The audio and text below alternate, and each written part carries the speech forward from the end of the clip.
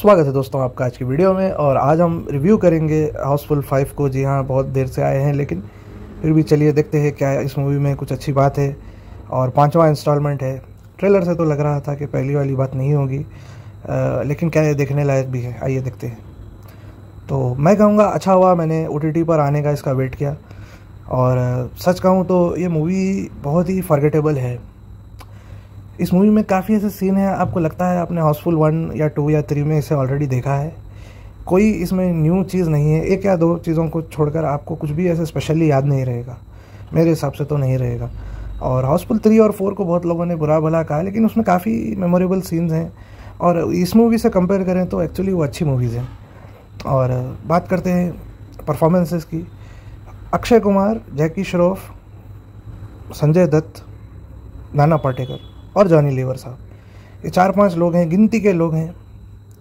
एक आध और आप जोड़ लें किसी को, सोनम बाजवा को ले लें, लेकिन और कोई ऐसा परफॉर्मेंस इसमें आपको याद नहीं रहेगा। ऑलमोस्ट हर कैरेक्टर को टाइम ही नहीं दिया है, बात करने के लिए कोई सीन ही नहीं है, मतलब ज़्यादा कुछ उनको बोलने के लिए डायलॉग ही नहीं है उनके पास।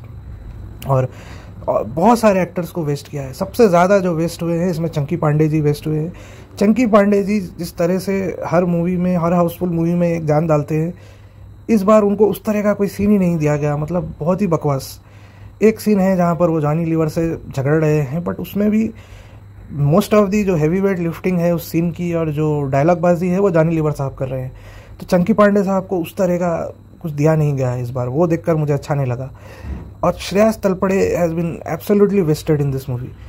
कुछ भी उनका रोल ही नहीं है। बैकग्राउंड में ठहर कर बस वो देखते रहते हैं। शुरू में आते हैं, कुछ डायलॉग, 2-3 डायलॉग सेम बार बार बोलते हैं। और फरदीन खान को कमबैक के नाम पर 1-2 सीन दिए गए हैं। और इवन मेन लीड जो है, जैसे अक्षय कुमार, अभिषेक बच्चन, रितेश देशमुख। अक्षय कुमार तो ऑब्वियसली मूवी का काफ़ी हिस्सा कैरी करते हैं, लेकिन अभिषेक बच्चन और रितेश देशमुख की भी ज़्यादा ऐसी कोई स्पेशल लाइन नहीं है या कुछ ऐसा स्पेशल डायलॉग नहीं है कि आपको याद रह जाए कि भाई इसने ये मूवी में ऐसा बोला था। डायलॉग्स बहुत ही वीक है मूवी के। और मोस्ट ऑफ द टाइम जो सारे हीरो हीरोइन है, मेन हीरो हीरोइंस हैं, वो सभी सिर्फ अक्षय कुमार की हरकतों और बातों पर रिएक्शन देते हैं। Most of the time Akshay Kumar story को आगे बढ़ाते हैं और कुछ वो बोलते हैं, तब ये लोग कुछ बोलते हैं। और चित्रांगदा सिंह को भी वेस्ट किया है, डिनो मोरिया साहब को वेस्ट किया है। और हीरोइंस में बोलें तो इवन जैकी, और आप अगर जैकी फर्नांडिस का परफॉर्मेंस आप देखें हाउसफुल 2 में, उनका परफॉर्मेंस एक्चुअली बहुत अच्छा है। आप उस मूवी को ध्यान से देखिए, फिर से कभी आप अगर देखें, अगर आप उनको बहुत अच्छा एक्ट्रेस भी नहीं मानते हैं, अच्छी एक्ट्रेस भी नहीं मानते, तब भी उनका जो किरदार है, एक्चुअली उनको कुछ बोलने के लिए डायलॉग्स हैं उस मूवी में। इस मूवी में उनको सिर्फ दिखाना है। जैकी जी को, नरगिस जी को ज़बरदस्ती का नेपाली एक्सेंट थोपा गया है। सिर्फ एक सोनम बाजवा का परफॉर्मेंस थोड़ा हटके है, बिकॉज वो कुछ ट्राई कर रही हैं, एटलीस्ट वो कुछ हार्ड उर्दू के डायलॉग्स याद करके वो बोल रही हैं। कुछ तो उनका टैलेंट दिख रहा है कि वो डायलॉग्स याद कर सकती हैं, कुछ बोल सकती हैं। बाकी आप देखें इस मूवी में एक सीन में मैं आपको समझाऊंगा कि हीरोइंस का काम क्या है। ऐसे होता है, एक सीन है जहाँ पर लैब में हीरोइंस वेंटिलेशन सिस्टम में से घुसकर लैब में जाने की कोशिश करती हैं। ठीक है, उनको एक लैब में पहुँचना है। अब अगर आप ये सीन देखेंगे तो कैमरा वेंटिलेशन सिस्टम में है, एक एक हीरोइन कैमरे के नीचे से अपना पूरा बदन दिखाते हुए आपको जाती है। बस यही मेन काम इनका है और ज़्यादा कुछ है नहीं इसमें करने के लिए। और एक और हीरोइन इन्होंने रखी है, सौंदर्या शर्मा करके एक एक्ट्रेस है। मैंने पहली बार इनका नाम सुना है। आई डोंट नो मैंने इन्हें पहले कभी देखा है कि नहीं, लेकिन इनको लाया गया है सिर्फ नॉटी जोक्स करने के लिए। मतलब सिर्फ कहीं से भी एक ऐसे नॉटी जोक्स है जहाँ पर ये जंप करती हैं, तो बाकी के किरदार इन्हें ध्यान से देखते हैं। आप समझ गए होंगे क्यों। लेकिन फैमिली फिल्म है भैया, US सर्टिफिकेट भी चाहिए, तो पूरी तरह से जोक, अडल्ट जोक मारना भी है लेकिन उसे छुपाना भी है। तो ऐसी हीरोइन को लाया है, उनको जंप भी करवाएंगे, लेकिन जो चीज़ उनकी बतानी है वो नहीं दिखाएंगे। बस आपको अक्षय कुमार और इन सब के चेहरे से वो चेहरा ऊपर नीचे करेंगे, उससे आपको समझना है क्या हिल रहा है और वो क्या दिख रहे हैं। तो आप समझ गए होंगे, इस तरह की इन्होंने कॉमेडी करने की कोशिश की है। तो मतलब भाई ये हाफ स्टेप है। या तो भाई इस तरह के जोक मत करो, अच्छे वाले जोक करो, साफ़ सुथरे पारिवारिक जोक करो, या फिर अब ऐसा करना ही है तो A सर्टिफिकेट लगाओ और भाई मूवी अच्छी बनाओ। क्यों खामा के हाफ में रखा है लोगों को, तो ये भी मुझे समझ नहीं आया। और मूवी की स्टोरी बहुत ही बेसिक और सिंपल है, और इससे कोई मुझे प्रॉब्लम नहीं है। हमेशा हाउसफुल की स्टोरी सिंपल ही होती है और होनी भी चाहिए। अब कोई ऐसा फ्रेश थॉट नहीं है। 2-3 सीन है जानवरों वाले, सभी पुरानी हाउसफुल मूवीज़ में हमने तोते वाला सीन देखा है, हमने बंदर वाला सीन देखा है। भाई समंदर में क्रूज़ पर आप इतना बड़ा एडवर्टाइज़ किया था, क्रूज़ पर मूवी बन रही है, वो चाहते तो आप उसमें फ़िश ला सकते थे, आप उसमें शार्क ला सकते थे, आप कोई भी सीन कर सकते थे। मतलब क्या क्रिएटिविटी कहाँ जाकर मर गई है, मुझे समझ नहीं आया इस मूवी को देखकर। और हंसी बिल्कुल उतनी नहीं आई। एक आध सीन में आपको ठीक है लाफ आउट लाउड जैसी हंसी है, but most of the time आप सिर्फ मुस्कुराएंगे कि है अच्छा है, इस तरह का आपको फीलिंग आएगी, क्योंकि इस तरह के जोक हम सभी हर मूवी में देख चुके हैं। और बात करें इसकी एंडिंग्स की, तो इस मूवी में एक जीनियस दिमाग इन्होंने लगाकर 2 एंडिंग्स बनाई हैं, पार्ट ए और पार्ट बी। तो आइए इसकी बात करते हैं। तो थोड़ा सा हमें स्पॉइलर देना पड़ेगा, और स्पॉइलर रहेगा इन 3, 2, 1। तो कहानी के शुरू में हमें पता चलता है कि रंजीत का जो कैरेक्टर है, रंजीत जी का, उन्होंने एक विल बनाई है जिसके चलते उनके वाइफ के बेटे होते हैं देव, और पहले वो किसी से प्यार करते थे, उन्हें एक और बेटा था जॉली, जिसके बारे में किसी को आज तक पता नहीं था, और उनके मरने के बाद ही पता चल रहा है। और वो बेसिकली देव का रोल ये करते हैं फरदीन खान। तो रंजीत जी की विल होती है कि आधी प्रॉपर्टी फरदीन खान को मिलेगी और आधी मिलेगी जॉली को, जो भी जॉली है एक्चुअल में उसे आधी मिलेगी। अगर जॉली को ढूंढ नहीं पाते हैं देव और उनके टीम वाले और उनके असिस्टेंट्स, तो ये प्रॉपर्टी उन सब में बराबर बटेगी। यानी कि फरदीन खान के किरदार में श्रेयास तलपड़े, डीनो मोरिया, चित्रांगदा सिंह, निकितिन धीर और जॉनी लीवर, पास्ता हमारे चंकी पांडे जी और सौंदर्या शर्मा में ये सब कुछ बराबर बढ़ जाएगा। तो ऑलमोस्ट आप समझिए 12.5% के आसपास सभी को मिलेगा, और $69 बिलियन की ये पूरी जायदाद है। अब एंडिंग ए में हम देखते हैं कि फरदीन खान का कैरेक्टर एक्चुअली बदमाश था, और वो मिला हुआ था अभिषेक बच्चन से, और अभिषेक बच्चन को उसने पर्पसली हायर किया था ताकि वो जॉली की एक्टिंग करे, और वो सभी दोनों मिलकर सारी जायदाद हड़प सके बेसिकली।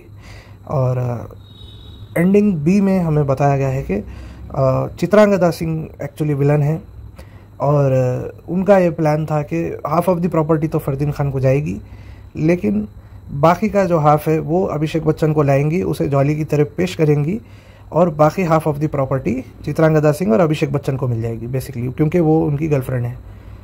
अब मुझे लगता है पर्सनली एंडिंग ए बहुत ही ऑब्वियस थी कि फरदीन खान जो कि मेन बेनिफिशियरी है वही विलन होंगे, और वो भाई समझ आता है वो अपनी प्रॉपर्टी बांटना नहीं चाहते, क्योंकि ज़िंदगी भर तो वो रहे हैं अपने बाप के साथ। तो वो बहुत ही ऑब्वियस सी एंडिंग थी। मुझे लगता है एंडिंग ए की ज़रूरत ही नहीं थी, एंडिंग बी ही अच्छी एंडिंग होती, बल्कि मूवी अच्छी सेंसिबल लगती ज़रा, क्योंकि आपको ऐसा लगता है कि चित्रांगदा एक आउटसाइडर है जिन्होंने एक प्लान बनाया है एक्चुअली, और उन पर शक भी नहीं जाता उस तरह से।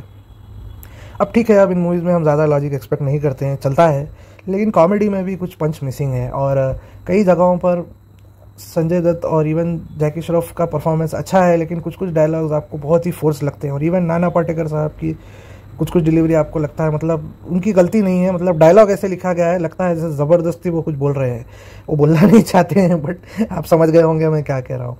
तो मतलब ज़बरदस्ती वो सिचुएशन नहीं है, वो डायलॉग बैठ नहीं रहा है वहाँ पर, लेकिन वो उनको बोलना पड़ रहा है क्योंकि अब वो डायरेक्टर ऐसे बोल रहा है। तो ऐसे बहुत से सीन्स हैं।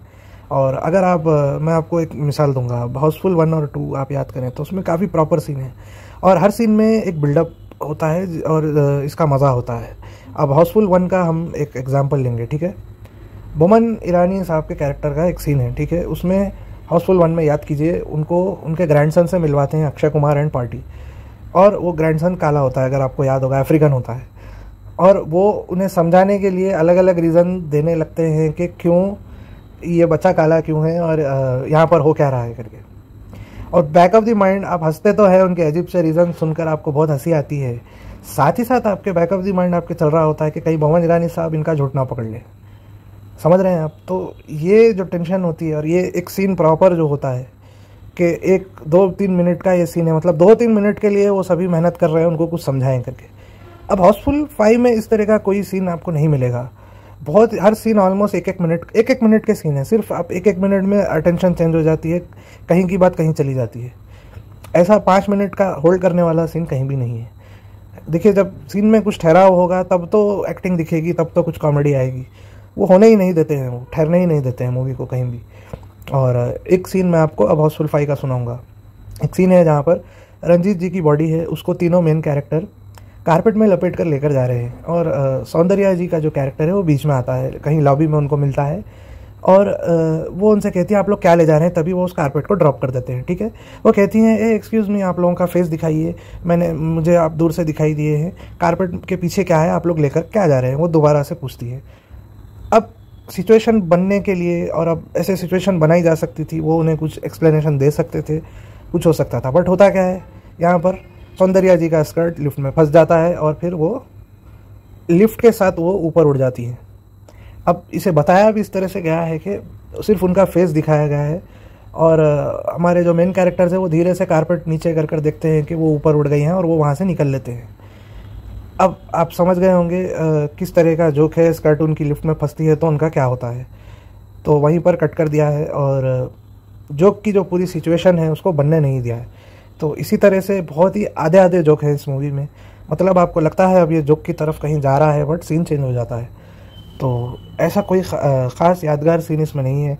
हाउसफुल 4 को बहुत लोगों ने बहुत कुछ कहा, लेकिन उसमें भी बहुत अच्छे सीन हैं, स्पेशली रितेश देशमुख का जो इंट्रोडक्शन है उसमें, बॉबी देओल का भी इंट्रोडक्शन अच्छा है, बाहुबली वाला, और इवन बाला बाला जो गाना है वही यादगार गाना है, आपको भले ही पसंद ना आए बट मतलब हंसने वाला गाना है, आपको देखकर हंसी आती है भाई क्या है ये करके। और निर्देशन को लोग ब्लेम करेंगे ज़्यादातर, लेकिन मेरे हिसाब से राइटिंग से ही ये मूवी वीक है, मतलब जोक ही नहीं है तो वो सीन बनाएगा क्या, डायरेक्टर सीन बनाएगा क्या, एक्टर एक्टिंग करेगा क्या, तो मुझे तो ऐसा ही लगा। खैर समहाउ मैं खुश हूँ कि चलो मूवी किसी तरह से, उनकी लक है भाई, लक लेकर पैदा होते हैं लोग, अच्छी अच्छी मूवी नहीं चलती है, कभी कभी इस तरह की मूवी चल जाती है। और खैर ठीक है, उम्मीद करते हैं कि अगर कभी वो इसको एक और पार्ट बनाने की सोचे तो होपफुली इस बार वो ध्यान दें, और ऑडियंस भी ये ध्यान दे कि भाई हाउसफुल का नाम सुनते ही थिएटर में भागना नहीं है, एक्चुअल में मूवी अच्छी है तभी देखना है। तो देखते हैं क्या होता है, हमारे बोलने से आपके बोलने से क्या होता है, जो होना है वही होता है। तो उम्मीद करता हूँ आपको वीडियो पसंद आई होगी। वीडियो देखने के लिए धन्यवाद। Have a good day.